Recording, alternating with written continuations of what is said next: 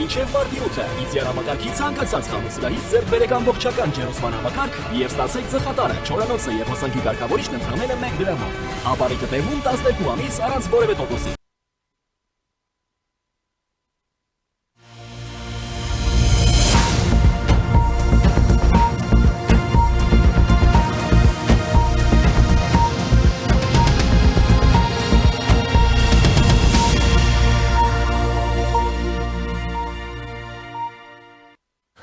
Բարի երեկո, դուք դիտում եք առաջին լրատվականը, շարունակում ենք աշխատել ուղիղ եթերում, ես Ժիրայր Ոսկանյանն եմ, զրուցակիցս ճշմարտության եւ արդարադատության կենտրոնի հայաստանյան գրասենյակի ղեկավար Արշակ Գասպարյանն է։ Բարև ձեզ։ Բարի երեկո։ Պարոն Գասպարյան, այնինչ կանխատեսվում էր տեղի ունեցավ Բաքվում, Արցախի մասնավորապես ռազմաքաղաքական ղեկավարության այսպես կոչված դատավարության եւ դրա այսպես կոչված ելքի իմաստով, մենք Նաև տեսանք դրանից հետո Ադրբեջանի նախագահի հարցազրույցը, որտեղ նա բացառում էր նրանց որևէ ձևով, համաներում շնորհել կամ նման մի բան, եւ ծանր մեղադրանքներ են այդ մարդկանց բնականաբար առաջադրված։ Իհարկե, որքան էլ որ հարցը ամբողջությամբ մենք կարող ենք եւ գուցե այդպես է դիտարկել քաղաքական տրամաբանության մեջ, այնուամենայնիվ, եթե փորձենք ածանցվել Ադրբեջանից եւ այդ կեղծ իրավական process-ից, այլ դրան նայել միջազգային իրավական գործընթացների տեսանկյունից կա հնարավորություն այս մարդկանց, այսպես ասած, Ադրբեջանի քաղաքական որոշմամբ ճակատագիրը փոխել։ Բարի երեկո, նախ շնորհակալություն հրավերի համար։ Հարցի ընթացքը շատ լավ էր, վերջը փորձենք հիմա հասկանալ, արդյոք ընթացքը կարելի է փոխել թե չէ, որովհետեւ ես Իսում եմ ձեզ հետ ամբողջությամբ կարծիքը այն, որ այս ֆարսը ավարտվեց այնպես ինչպես ենթադրվում էր, իր բազմաբնույթ խախտումներով, սկսած ընդհանրապես դատական իրավասության հարցերից մինչև ամբաստանյալներին փակ խցում պահելը, որը նույնիսկ չէին էլ քողարկել ու այս քանի տարի անընդհատ մենք տեսնում ենք, թե ինչ կարգավիճակում են հայ պատանդները այնտեղ, իրապես պատանդի կարգավիճակում նույնիսկ դատական լսման սենյակում, որտեղ խոշտանգումների կանխարգելման կոմիտեն ուզի բազմաթիվ ռեկոմենդացիաներ ու ստանդարտներ, թե ինչպես պետք է ազատազրկվածին կամ ամբաստանյալին պահել ուրեմն դատական լսումների սենյակում եւ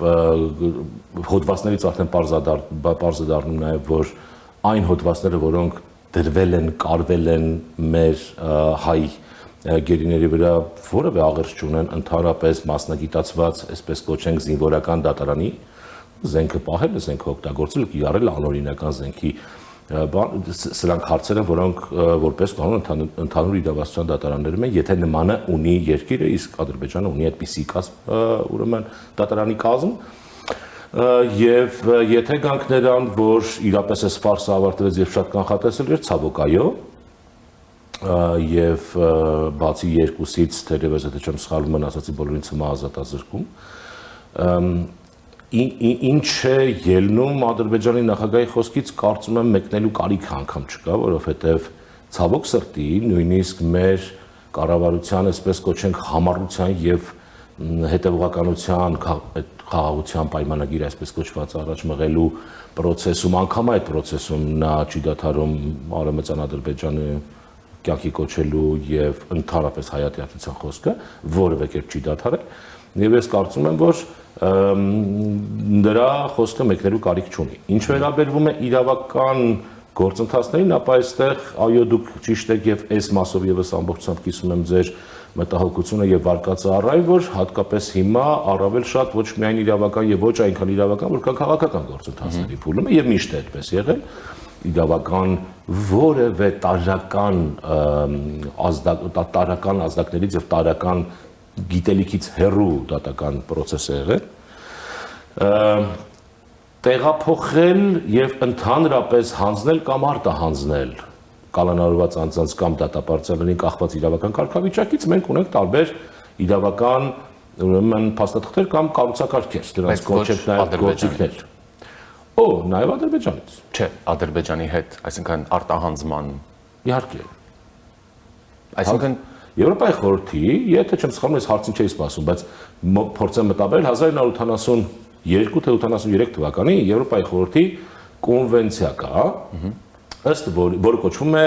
դատապարտված անձանց հանձնման մասին կոնվենցիա։ Եվ այստեղ Եվրոպայի խորհրդի անդամ պետությունների միջև հնարավոր է պարտադիր պայմաններ կան հետևյալը։ Հայցող կողմի քաղաքացի պիտի լինի այն անձը, ում ուզում ես արտահանձնել։ Հայցող կողմը կարող է դատապարտված անձի անունից դիմում գրել արտահանձնող երկրին։ Հաջորդ պայմանն է, որ արտահանձնող, եթե չեմ սխալվում, արտահանձնող երկրում գտնվող անձը ցանկություն հայտնի իր քաղաքացիության երկրում պատիժ կրելու։ Հաջորդ կոմպոնենտն է, որ անձը, որին պետք է արտահանձնել, հանցանք գործած չլինի արտահանձնող երկրի տարածքում։ Այստեղ մենք արդեն մոտենում ենք շատ վտանգավոր կետերի եւ իրավական կառուցակարգերի տեսակետից առնվազն այս կոնվենցիայի տեսակետից, որքան էլ մենք չունենք իրավական փոխօգնության հուշագրեր Ադրբեջանի հետ բնական բոլոր պատճառներով, Եվրոպայի խորհրդի կոնվենցիաները վերել են այս ամեն ինչից։ Այսինքն թե եթե կա քաղաքական կամք, եւ այստեղ ուզում եմ ասել, որ մեր բոլոր գերիները, որոնք վերադարձել են 2023-ի դեկտեմբերից մինչեւ անցած ամսվա 4 հոգին, որևէ կերպ Ադրբեջանը կաշկանդված չի եղել իրավական մեխանիզմներով, որևէ կերպ։ Եվ մինչև այսօր մենք չգիտենք ինչ կարգավիճակով են եկել, որովհետև առնվազն, ես չգիտեմ ազգային անվտանգության ծառայությունում առկա են ինչ-որ փաստաթղթեր թե չէ, առնվազն հանրային լրատվական դաշտում եւ մեր վկայությունների մեջ չկան այն փաստաթղթերը, որոնք կհուշեն իրավական որևէ ընթացակարգի մասին, այն է օրինակ վերաքննություն տալու միջնորդություն կա, չկա, վերաքննություն տալու են թե չէ, վճռաբեկության կարգով դիտարկվելու է թե չէ, որովհետև այս երաստիճան համակարգ ունի նաև Ադրբեջանը։ Եվ այս իմաստով, որքան էլ, բայց սրանք շատ կարևոր բաներ են, որոնք պետք է քաղաքական կոնտեքստում դիտարկել։ Որքանով է անհրաժեշտ եւ ինչպես է դիտարկվելու նրանց տեղափոխումը, անգամ եթե նրանք ցանկություն ունեն, տեղափոխումը ինչ է նշանակում, ինչպես են պահվելու, այստեղ թեպետ ինչպես են պահվելու, շատ հստակ է մենք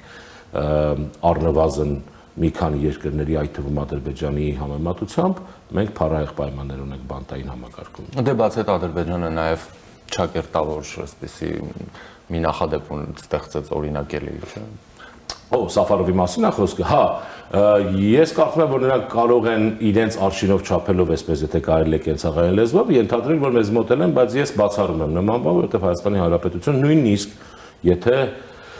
հիպոթետիկ ենթադրենք, որ կարող են 19-ն էլ վերադառնալ եւ իրենց պատիժը կրել իրենց քաղաքացիության երկրում, կրելու են պատիժը համարժեք եւ համապատասխան քրեակատարական հիմնարկներում, ես վստահ եմ, որ Հայաստանի Հանրապետության կառավարությունը այլ բան դժվար թե անի եւ դա է պահանջում նաեւ ժողովրդավար հատվածը անկախ նրանից ինչ է արել Քոթոշնամին, ինչ է արել այլ երկրի ղեկավարը, այլ արտահանձնման դեպքում։ Այո, եթե դատապարտված անձանց տրանսֆեր, տեղափոխման մասին կոնվենցիա։ Եվ բայց սա եւս իր հետ բերելու է տարբեր խնդիրներ, դրա համար ես շատ կանգ չեմ ուզում առնել նրանց արտահանձնման, որովհետեւ դրա հիմնարար փաստորեն բանը, հիմքը, հիմնարար ու ուրեմն արժեքը, որը մենք պաշտպանելու ենք, դա այդ մարդկանց well-being-ն է, որ բարօրությունն է, այսինքն մենք վստահ ենք, որ այնտեղ անմարդկային պայմաններում են պահվել մեր բանտարկյալները, բոլորը անխտիր 2020 թվականից առ այսօր, եւ մենք ունենք վկայություններ, անգամ անունազգանուն ունենք այն մարդու, ով կատարյալ տիրապետում է հայերենին եւ լսում է բոլոր խոսակցությունները տեղում կանգնած, եւ սրանք կատարյալ բաներ են, մարդու իրավունքների կոպտագույն խախտումներ են եւ մեծ հույս ունեմ, որ ինչ որ մի պահի գալու է այն X ժամանակահատվածը, երբ այս ամենը օգտագործվի հավուր պատշաճի։ Ես նույնիսկ չեմ թույլ տա ինձ օգտագործել ընդդեմ Ադրբեջանի, որտեղ այլ կերպը չկա էլ։ Ուղղակի հավուր պատշաճի քննվեն այս գործերը այդ ժամանակ գործող որևէ միջազգային տրիբունալում, որն էլ որ լինի։ Մի ճշտող հարց ու անցնենք առաջ, երբ նշում եք արձանագրված են իրավունքի խախտումները, այդ 2020 թվականից, հա, բոլոր գերիների նկատմամբ։ Այստեղ մենք ընդհանուր ինչ որ փաթեթային իրավունքների խախտումների մասն ենք խոսում, թե այդ իրավունքների խախտումները դրանք նույնականացված են, առանձին նույնականացված են, խուց առ խուց, խցի համար առ համար, քրեակատարական հիմնարկ առ հիմնարկ։ Եթե սկզբում եղել են դիզբատում, հետո տեղափոխվել են այլ քրեակատարական հիմնարկներ, բոլոր քրեակատարական հիմնարկի ընդհանուր երկու խուց անկում եկող ձայնի մոտավոր իդենտիֆիկացիա։ Իհարկե սրանք կարելի է եւ հետագայում լինելու են շատ ավելի ստույգ տեղեկատվություններ եւ տվյալներ, այդուհանդերձ բոլոր փաստերը անուններ ունեն, ազգանուններ ունեն եւ կոնկրետ դեպքեր են, որոնք հնարավոր է եղել բնականաբար փաստագրել վկաների, ականատես վկաների ուրեմն հարցազրույցներով։ Շատ լավ, մի խոսքով կամքը լինի, ձևը կգտնեն այդ մարդկանց վերաբերյալ։ Այս պահին իրավական խնդիրը շատ չեմ կարծում կարևոր է, շատ կարևոր է քաղաքական կամքը, որը հուսամ այս վենսի գալուց հետո այս բանի խաղաղության պայմանագիրը բազմուղի է, խաչմերուկ է, ինչեր որ լինի, հա, բացման արարողությունն է կամ պայմանագիրն է խաղաղության, չեմ պատկերացնում ինչպես, բայց առնվազն հիպոթետիկ։ Կարծում եմ քաղաքական կամքը կհասունանա ոչ Ադրբեջանի նախագահի մոտ, այլ կոնկրետ երկրի կամ կոնկրետ երկրների լծակներով։ Նկատում ենք Միացյալ Նահանգները։ Եվ Ֆրանսիան, երբ որ առաջ ստորին պալատը եւս վավերացրեց գերիների վերադարձի մասին իր բանաձևը, որը կարծում եմ եւս կարևոր ազդակ է։ Ի վերջո ինձ լսողները եւ իմ նման իմ գործընկերների եւս լսողները կարծում եմ կասեն դե ում է պետք կամ չգիտեմ ես միջազգային ատյանները ինչ են անելու, ես ուզեմ սրանից մենք դուրս գանք, ես ուղղակի մատնանշում եմ, որ հասկանում եմ բոլոր այդ մարդկանց, բայց չեմ կիսում այդ կարծիքը, որովհետեւ այլ գործիքակազմ ուղղակի չկա։ Եվ ուղղակի միշտ այդպես եղել ճիշտն ասած, որքան էլ դասագրքերը թեպետ դասագրքերը եւս միջազգային մարդասիրական իրավունքի եւ միջազգային իրավունքի, միջազգային քրեական իրավունքի շատ հստակ են իրենց ստանդարտներում եւ գիտելիքի իմաստով, բայց միևնույնն է դրանք ծնվել են քաղաքական կամքով եւ քաղաքական որոշումներով։ Եվ սրանցից զերծ ուղղակի դեռևս այդ գիտությունը չունի։ Հիմա այլ դիսցիպլին է պետք ուրեմն մտածել։ Այո, եւ որքան էլ հիմա շատ ընդունված է ասել, որ միջազգային իրավունքը չկա, չի գործում, էս է, այն է եւ այլ, այնուամենայնիվ անգամ այդ պայմաններում բոլոր երկրները, այդ թվում եւ Ադրբեջանը, փորձում է իր գործողությունները բացատրել եւ մեկնաբանել միջազգային իրավունքի տեսանկյունից։ Այո, միանշանակ, որովհետեւ նրա ամենապարտվող կետը միջազգային ատյաններն են։ Միակ տեղը, որտեղ մեզ հետ հավասարը չկա, մենք արտամրցակցային ենք այս իմաստով։ Մրցակցություն ուղղակի գոյություն չունի, եւ Ադրբեջանը հենց դրանից է սարսռում կարծում եմ, նաեւ դրանից, ես չգիտեմ քաղաքական որոշումների կամ այդ նույն խաղաղության արդյունքում ինչեր են, ինչ արժեք ենք վճարելու, գին ենք վճարելու, դա սա մի քիչ ուրիշ բան է, բայց առնվազն իրավական դրույթում մեզ հետ ոտ գցելու տեղ չունի Ադրբեջանը եւ նրանց սպասարկող որևէ մարմին, պետություն, կազմակերպություն կամ անհատ իրավաբան։ Շատ լավ, Միացյալ Նահանգների մասով մենք հիշում ենք, որ Միացյալ Նահանգների հենց նաև միջնորդությամբ մենք գերիների մեծ խմբի վերադարձ ունեցանք։ Այս դեպքում խնդիրը հենց պայմանավորված է, այսինքն խնդիրը նկատի ունեմ, եթե հաշվի ենք առնում, որ Վենսը եկավ տարածաշրջան, գնաց գերիների հարցից խոսեցին եւ այլն։ Հիմա խնդիրը կարող է ավելի տևական ձգվել, որովհետեւ խոսքը հենց ռազմաքաղաքական ղեկավարության մասին է, որոնք ձևավորել են Արցախում իշխանություն, միջազգային հարաբերություններ, ճանաչման գործընթաց են վարել, հանրային իշխանություն են ի վերջո եղել, հա, ինստիտուտներ են ձևավորել եւ այլն։ Սա է բարդացնում իրավիճակը։ Գիտեք, դե ի վերջո այդ ղեկավարներին, ովքեր եղել են Արցախում, ես ճիշտ ասած այդ ռազմաքաղաքական բառը այնքան էլ չեմ սիրում, որովհետև իրենք ռազմիկներ չեն ի վերջո, այն ինչ որ փորձում են ներկայացնել Ադրբեջան, դրանք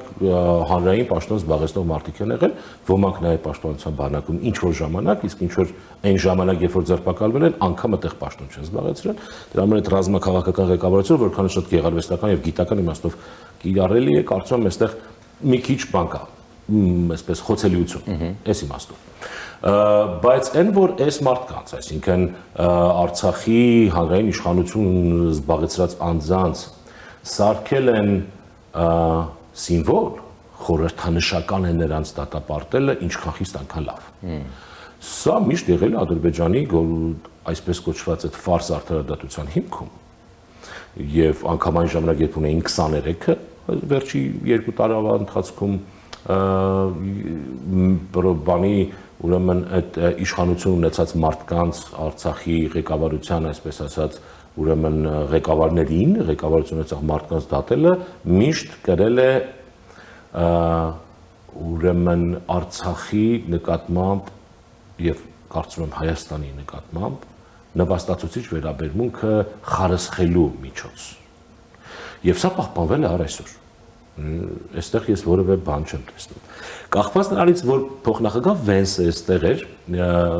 որպես ամերիկյան կառույցի ներկայացուցիչ ասեմ, որ ներքին խոհանոցներից գիտեմ, որ շատ լավ է անցել հանդիպումը եւ մենք ունենք ինչ-որ լավ հնարավորություններ եւ բավականին ինչ նրա գալը եւս աշխատանքներ են տարված եղել։ Ես կարծում եմ, որ ժամանակը շատ դժվար է քննարկել մոտ ապագայում կլինի թե չէ, բայց կարծում եմ, որ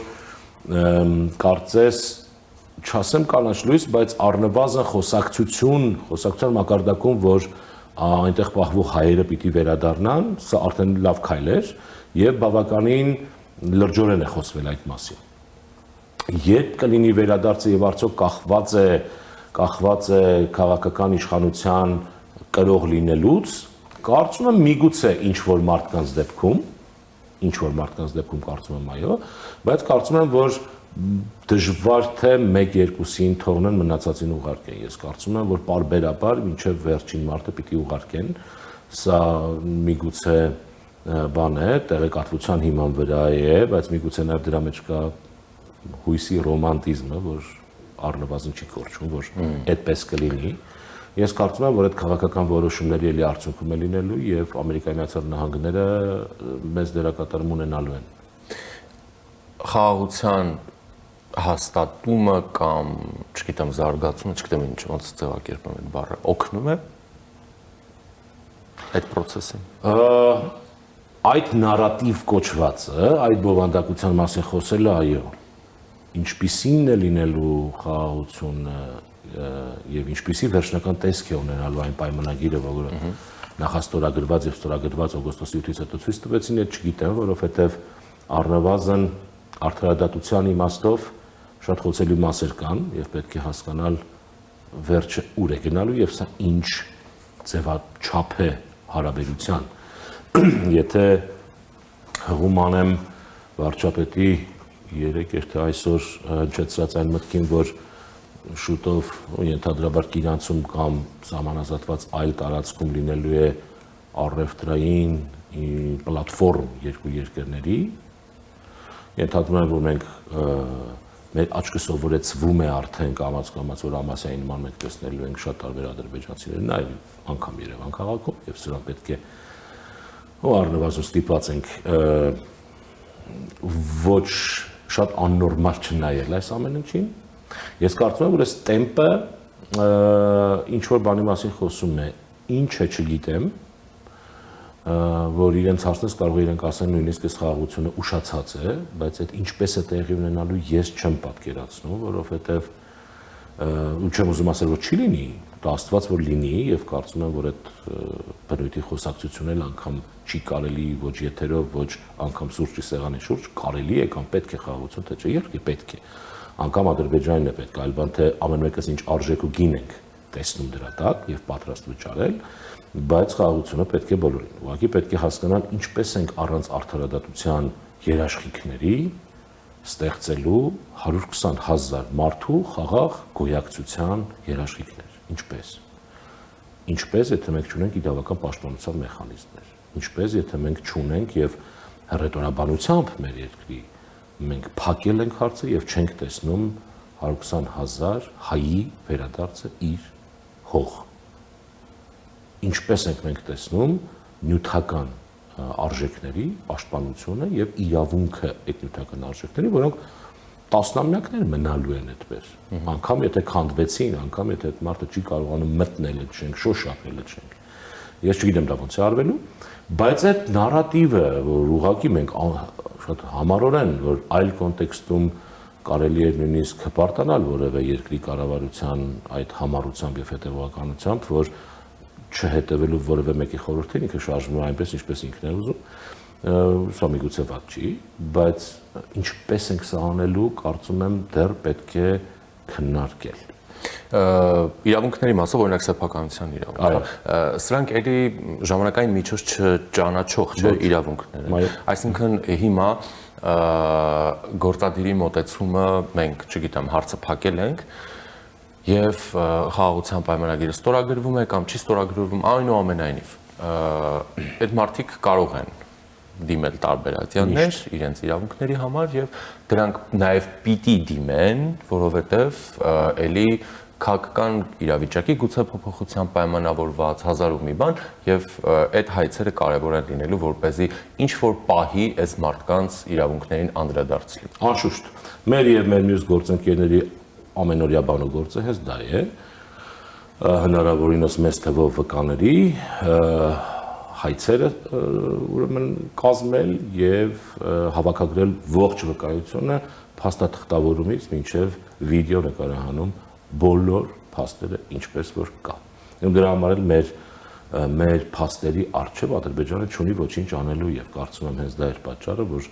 պայմանագրի մեջ հայլային հետքաշման պահանջ կա, որը եւս չեմ պատկերացնում ինչպես է լինելու, բայց ամեն դեպքում հիմա պետք է հասկանալ ինչպես է այդ գործընթացը գնալու, բայց միևնույնն է, սեփականության իրավունքը այդ մարդկանց պաշտպանվելու է եւ պահպանվելու է տասնյակ տարիներ։ Երբ է լինի, ուզում եմ 2062 թվականին լինի այդ մարդիկ պետք է ունենան կամ հնարավորություն ստանան վերադառնան այնտեղ, որտեղ ինչպիսին որ թողել են, կամ պիտի ստանալ փոխհատուցում։ Այլ ձև չունի իրավունքը։ Մի ճշտող հարցել, հայցը, որը օրինակ ներկայացնում է պետությունը, եւ հայցը, որը ներկայացնում է արդեն անձը կամ կազմակերպությունը այդ անձանց խմբի անունից կամ եւ այլն, եւ օրինակ ետ ենք քաշում, հա, ստորագրվում է այդ պայմանագիրը, հայցերը պետական մակարդակով ետ ենք քաշում, նկատի ունեմ սրանց կշիռների փոփոխություն լինում է հայցերի մասով, այսինքն եթե այնուամենայնիվ մենք իրավունքի կամ իրավական գործընթացի հետ գործ ունենք, հա, իրավական իմաստով ոչ, կշիռը չի կորցնում, քաղաքական իմաստով այո, որովհետև միևնույն է, ինչպես ասում են ամերիկացիները, օրվա վերջում ամեն ինչ քաղաքական է։ Մեր այսօրվա զրույցն էլ որևէ աղերս չունենալով քաղաքականության հետ կարող է քաղաքականացվել։ Շատ կախարդական բառ է, էլի այդ քաղաքականությունը, բայց քաղաքական որոշումը, քաղաքական ազդեցությունը, քաղաքական լծակը շատ ավելի բարձրացնում է ոչ թե իրավական փաստարկման կշիռը, այլ բարձրացնում է հավանականությունը հոգուտ այս տուժողների, զոհերի, պատերազմական հանցագործությունների եւ այդ տուժողների իրավունքները պաշտպանելու իմաստով, հոգուտ նրանց որոշում կայացնելու իմաստով։ Այստեղ կա քաղաքականություն, որովհետեւ միջազգային բոլոր ատյանները դատարան, տրիբունալ, ինչպես է նրանց անվանես, իհարկե տեսնում են նաև քաղաքական կամքը տվյալ երկրի, այլ երկրների մոտեցումը եւ այսպես շարունակ։ Իսկ ինչպես գիտենք, կան նաև հայցեր այո պետության կողմից, կան կազմակերպությունների կողմից, ինչի մասին հիմա մենք խոսենք, այն որ նաև իշխանությունների կողմից ասվում է եւ դրույթներից մեկը խաղաղության պայմանագրի կամ համաձայնագրի այն է որ քաշելի է պետք է հրաժարվեն հա միմյանց դեմ հայցերից արդեն իսկ գոյություն ունեցող հայցերի վրա այս խոսույթը այս մոտեցումը այդ նպատակադրումը անդրադառնում է թե ոչ Եթե հղմանը պայմանագրի ապա ես չեմ կարող այդ հարցին պատասխանել որովհետեւ ես չեմ տեսնում իրավունքի իմաստով ոչ որովհետեւ Ետ է քաշվելու բոլորը, այսինքն որևէ հայց իրար նկատմամբ չենք ունենալու ավելին, պայմանագրից հետո էլ մենք պայմանավորվում ենք, որ իրար նկատմամբ հայցեր չենք ունենալու նույնիսկ ստորագրումից հետո, նույնիսկ որևէ խախտման դեպքում։ Սա մի քիչ ինձ համար մի քիչ անհասկանալի մոտեցում է ճիշտ ասած, որովհետև նախ միջազգային արդարադատության դատարանի կանոնադրությունը եթե նայում ենք կա երկու կոմպոնենտ, որի մասին հիմա շատ արագ խփանցիկ ասեմ, հետո անցնեմ հարցին, դա նա է, որ ուրեմն հայցերի ետքաշման կամ հայցերից հրաժարվելու վերջնական որոշում երկրներին չի, նրանց է միջնորդությունն է։ Հայցերից հրաժարվելու վերջնական որոշումը արդարադատության դատարանին է, միջազգային արդարադատության դատարանին է։ Որը կարող է այդպիսի որոշում չկայացնել։ Կարող է եւ ի երջանկություն մեզ այդպիսի որոշումներ չի կայացվել, որ մենք այսօր ունենք գոնե Յուգոսլավիայի, Կոսովոյի կամ մնացած այլ Ռուանդայի եւ այլ երկրների օրինակները, որոնք զարգացրել են միջազգային իրավունքը կամ միջազգային մարդասիրական իրավունքը կամ միջազգային քրեական իրավունքը, որովհետեւ այն հայցերը, որոնք ներկայացվում են, սրանք պատերազմական կամ մարդկության դեմ ուղղված հանցանքներ են։ Սա արշակի ժիրայրի գործը չի։ Սա այն գործն է, որը ժառանգություն է մարդու իրավունքներին, սա ժառանգություն է ընդհանրապես աշխարհին պատերազմական եւ մարդկության դեմ ուղղված հանցանքների իմաստով եւ միջազգային արդարության դատարանը շատ հանգիստ կարող է չվերցնել ետ, այսպես ասած, կամ չորոշել հօգուտ հայցերը հետ քաշելու վերաբերյալ միջնորդության։ Սա մեկ, եւ երկրորդը, անգամ եթե միջազգային արդարության դատարանը որոշում է բավարարել միջնորդությունը եւ հայցերը սառեցնել կամ վերադարձնել հետ հայցորդներին, միևնույն է դատական ծախսերը պարտադիր են վճարման։ Սրանք այս երկու փոքրիկ կոմպոնենտներն են, որոնք ամեն դեպքում միևնույնից հարցականի տակ են դրվում եւ նաեւ տեղեկություն այն մասին, թե այդ որ երկրներն են եղել եւ այն երկրները, որոնց 1-2 ես հպանցիկ անդրադարձել եմ, սրանք երկրների ղեկավարների փոփոխության արդյունքում երկրների քաղաքական կուրսի տոտալ փոփոխության հետևանք են։ Մեր երկրներում կարծես թե դա տեղի չի ունենում պատերազմից 20 թվականից առ այսօր, նույն ղեկավարը մեզ մոտ է, նույն ղեկավարը այնտեղ է։ Հիմա ապագայում ինչ պետք է լինի չեմ կարող ասել, բայց առնվազն պիտի այդպիսի մի լուրջ փոփոխություն լինի, որ հայցերը հետ քաշելու համար լինի ինչ որ մարդկության դեմ ուղղված հանցանքից ավելի պաշտպանությունից ավելի մի բանի պաշտպանություն, որի համար արժի այդ զոհողությանը գնալ։ Ես չգիտեմ, դա ինչ է։ Իսկ հիմա մեր հայցերը ինչ փուլում են, հարցրակ նաև ճշմարտության ու արդարադատության կենտրոնն է։ Հիմա մենք ունենք հայցեր հենց տարածորեն այսօր հայց դրան չեն կոչիլ, բայց մեր կազմակերպության նախագահան եւ մեր կազմակերպության ավագ իրավաբանը Լիլիթ Հարությունյան հիմա գտնվում են Միացյալ Թագավորությունում, որտեղ քննվում է միջազգային իրավաբանների ասոցիացիայի հրավերով նաեւ այնտեղ քննվում է Արցախի եւ Հայաստանի մշակութային ժառանգության ուրեմն դիստրոբանը ժառանգության ոչնչացման բաները, դեպքերը եւ մենք ներկայացրել ենք մի հետաքրքիր զեկույց եւ ներկայացնելու ենք այնտեղ եւ տրվել այդ հնարավորությունը։ Մենք ըստ էության ամեն ինչ փորձում ենք անել, որ միջազգային տարբեր ատյաններում կամ տարբեր մարմիններում, որտեղ հնարավոր է խոսել մեր վկաների մասին, մեր 650 եւ ավել վկաների մասին, որոնք կազմում են մի ամբողջ, կարծես, պատմություն, մի ամբողջ իրավական մարդկության դեմ ուղղված հանցանքների, պատերազմական հանցագործությունների, ագրեսիայի, տարբեր հանցակազմերի, այսպես ասած, մի ամբողջ փաթեթ։ Մենք ունենք գործեր, յուրախություն ինձ մեզ ասեմ, որ Խոշտանգումների կանխարգելման կոմիտեն էլ է հայցը վերցրել քննության 8 անհետ կորածների ուրեմն աշխատանքային խմբում են քննվում 3-ը կարծեմ վերցվել են ընդդատության եւ հուսամ այս տարվա ընթացքում կունենանք արդեն լսումներ եւ ընթացիկ ուրեմն վկայությունների հավաքագրումն է, որ իր ակտուալությունը չի կորցնում ոչ մի օր ավելին, ասեմ, որ ընդհակառակը հիմա ժամանակն է իրար հետ գործելու համախմբվել բառը տարբեր կուսակցություններ են կարեն օգտագործում, արդեն չգիտեմ ոնց օգտագործեն, բայց նույնիսկ եթե չհամախմբվել, բայց բոլոր ատյաններում Հայաստանի, Արցախի տեղի ունեցածի վերաբերյալ առավելագույն փաստարկումներով ընդգրկուն, ամբողջական, լրիվ այս բոլոր ստանդարտները պաշտպանելով միջազգային ատյաններում ներկայացնելն է, թմբկահարելը, թե կուզեք այդ կենցաղային խոսքով։ Ժնևում ՄԱԿ-ի Մարդու իրավունքների խորհրդի 16-րդ նստաշրջանում Հայաստանի արտգործնախարարը ելույթ ունեցավ, խոսեց, որ Հայաստանի եւ Ադրբեջանի կառավարությունների միջև համաձայնագրերից այն կողմ նաև ցանկանում են իրական երկխոսության, վստահության սերմեր, հասարակությունների, այդ թվում տուժած բնակչության միջև, չնայած հակամարտության ցավոտ մարդասիրական հետևանքները դեռևս պետք է լուծվեն ու հերավոր ու մոտ անցյալի վերքերը շարունակվում են, մենք ընտրել ենք հաշտեցման դժվարին ուղին, սա անհրաժեշտ է, սա դժվարին ձեռնարկ է, հաշվի առնելով Բաքվում դեռևս պահվում են 19 հայ կալանավորվածներ ու անհրաժեշտ է պարզաբանել անհետ կորած անձանց ճակատագիրը եւ բռնի անհետացման դեպքերը, ինչպես նաեւ տարածվում են աղավաղված պատմական պատմություններ։ ասել է նախարարը, շեշտելով Հայաստանը շարունակում է վճռականորեն հանձնառու մնալ այս ուղին դեպի ապագա կողմնորոշված ավարտ, հասկանալով, որ խաղաղության հետագա ինստիտուցիոնալացումը կխթանի ավելի բարենպաստ միջավայր հակամարտության հետևանքները լուծելու համար։ Տարբեր ատյաններում, այդ թվում նաև մարդու իրավունքներին վերաբերող կարևոր ՄԱԿ-ի ատյաններում քննարկումները ինչ են տալիս մեզ իրենց գերիների մասով։ Տալիս են առավելը մեկ-երկու բան, որ շատ կարևոր։ Առաջինը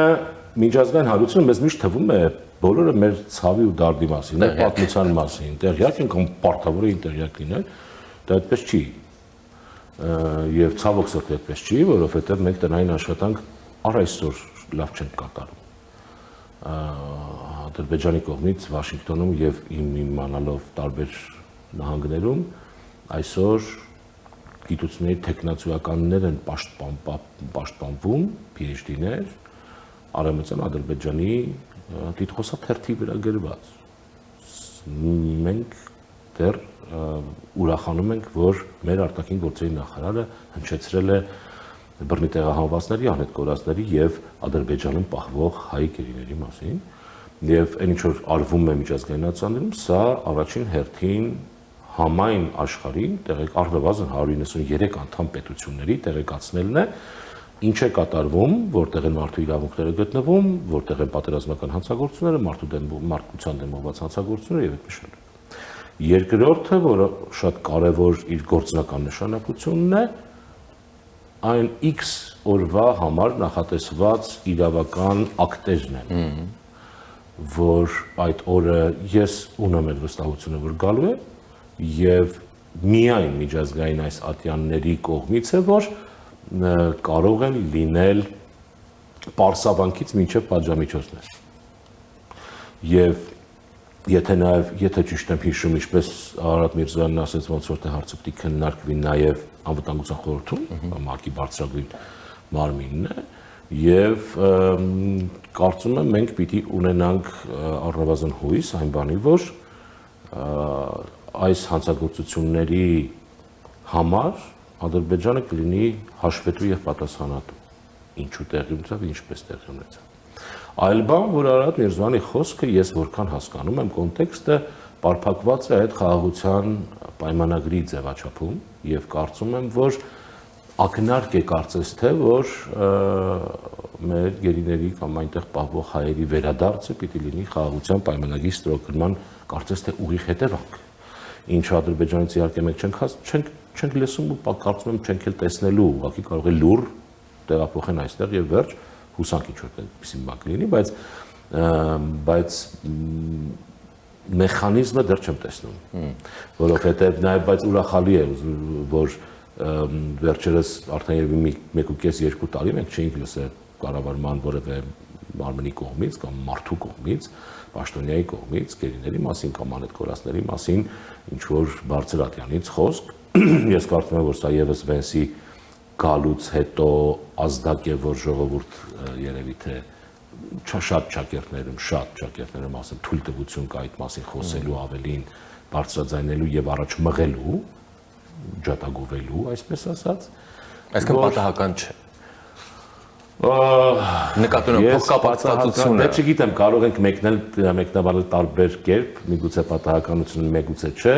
միգուցե պատահական էր, որ մեր կողմից մենք առանց որևէ նախապայման եւ առանց իրավական փոխօգնության որևէ համաձայնագրի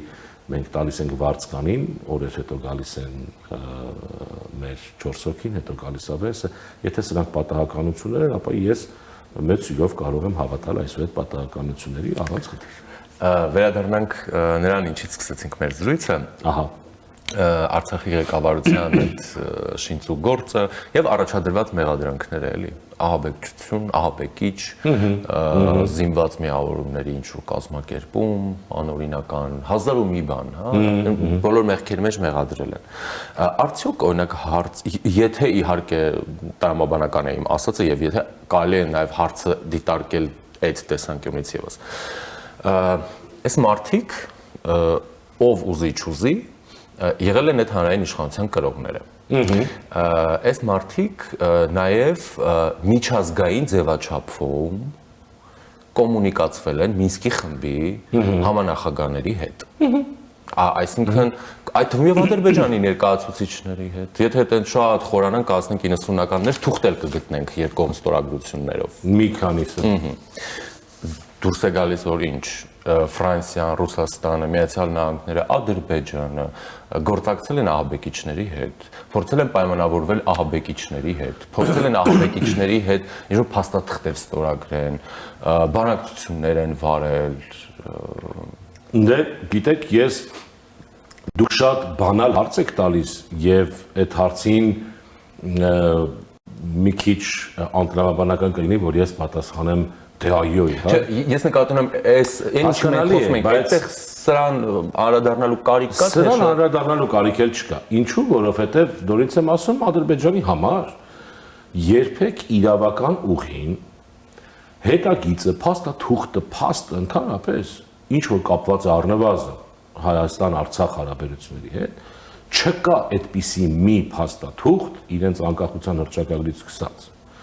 որ իրավական տիրույթում Լեռնային Ղարաբաղը համարեն Ադրբեջանի մաս, չգիտեմ, այդ բաներից սկսած, հա, այն ինչ որ հիմա ուզում անի Ադրբեջանը, փորձելով դելեգիտիմիզացնել Արցախի ինքնորոշումը եւ այսպես շարունակ, ես շատ մասնագետներից տարբեր տեղեր լսել եմ եւ եթերում էլ, որ սա դատ չէ, սա դատաստան է հայերի նկատմամբ, եւ դրա մեջ ինչ որ ճշմարտություն։ Միգուցե շատ գեղարվեստական է, բայց մոտավորապես հենց այդպես է։ Այս դատերը խորհրդանշական են, խորհրդանշականացվում են առնվազն Ադրբեջանի կողմից, որ տեսեք ձեր գլխին ինչ ենք պատրաստ բերել, այսպես ասած, հա։ Բայց այն որ նրանց անվանում են ահաբեկիչներ եւ հիմա ասենց մենք հետ գնանք ու տեսնենք թե Մինսկի խումբը ինչպես ստեղծվեց իդեպ Ադրբեջանի միջնորդություն կա, եթե ես չեմ սխալվում, ես դες վստահեցնում որ մենք կգտնենք բազմաթիվ փաստաթղթեր, որի տակ ստորագրվել է նաեւ ներկայիս բռնապետի հայրը, այնպես որ կարծում եմ չարժի գնալ դեպի այդ կողմ եւ փորձել գտնել ռացիոնալ հատիկ եւ ավելին մեղադրել Ադրբեջանին ասելով լսիր այն ինչ որ դու ասում ես ոնց որ վտանգում է եւ վնասում է նաեւ քեզ ճիշտ ասած որովհետեւ այդ ինքնապաշտպանության բնազդնել չլինի նա լուծում է 1-2 խնդիր գլխադասային հայերի Հայաստանի եւ հայի նկատմամբ իր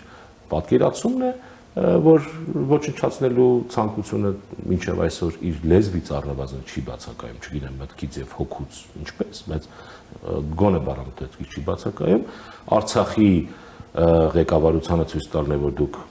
ընդհանրապես ով էիք եւ ապա իրավականացնել կամ դելեգիտիմիզացնել Արցախի գոյությունը առհասարակ եւ երրորդ խնդիրը կարծում եմ ոչ պակաս կարեւոր, որ մենք պիտի առնվազն աչքի տակ ունենանք, որ ինքը 30 տարի իր ժողովրդին պահել է ոնց ասեմ, ցասում ապրելու պահանջմունքը բավարարելու կամ այդ ցասումը պարպելու երազանքով։ Ավելին իր դասագրքերն են այդպես եղել, որը փաստագրված է, մենք նույնիսկ մեր կազմակերպությունը մեր էջում դրված է, մենք նույնիսկ նեյրոհոգեբանի վերլուծություն ունենք, թե ինչպես կարող է ազդել սերնդի կամ սոցիալական ազդեցությունը դասագրքերի եւ այսպիսի դասագրքերի վրա, որտեղ հայերը շներ են, հայերին պետք է վռնդել, հայերի հետ պետք է վարվել այսպես ու այնպես, իդեպ ինչ որ դեպքեր նաեւ շատ բռնությամբ ուղեկցվող բառամթերք, որը հենց իրենց երեխաներին է վնաս խոշոր հաշվով, ու մեզ նաեւ վտանգ է, որ մենք պիտի հասկանանք, որ մենք գործ ենք ունենալու նույնպես խաղաղության պայմանագրի պայմաններում գործարկման, որ մենք գործ ենք ունենալու 20 տարի, 20-30 տարի ատելությամբ սերմաված սերնդի հետ 25-30 տարեկան մարդիկ գալու են այստեղ ապրելու եւ այս կոնտեքստում շատ բան է խելացի կլինի վտանգներ տեսնելը առնվազն շնորհակալություն ես շնորհակալ Զրուցակիցը ճշմարտության եւ արդարադատության կենտրոնի հայաստանյան գրասենյակի ղեկավար Արշակ Գասպարյանն էր մնացեք առաջինի հետ կվերադառնանք րոպեներ անց